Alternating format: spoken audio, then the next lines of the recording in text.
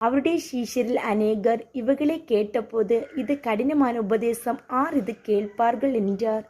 சீஷர்கள் அதை குறித்து முறுமுறுக்கிறார்கள் என்று இயேசு தமக்குள் அறிந்து அவர்களை நோக்கி, இது உங்களுக்கு இடரலாயிருக்கிறதே. மனுஷகுமாரன் தம் முன்னிருந்த இடத்திற்கு ஏறி போகிறதை நீங்கள் காண்பீர்களானால் எப்படி இருக்கும்?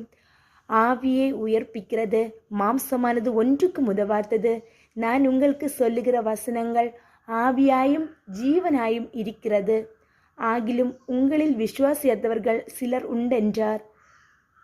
விசுவாசியாதவர்கள் இன்னார் என்றும் தம்மை காட்டிக் கொடுப்பவன் இன்னான் என்றும் ஆதி முதலாக இயேசு அறிந்திருந்தபடியால் அவர் பின்னும், ஒருவன் என் பிதாவின் அருளை பெறாவிட்டால் என்னிடத்திற்கு வரமாட்டான் என்று இது நிமித்தமே உங்களுக்கு சொன்னேன் என்றார்.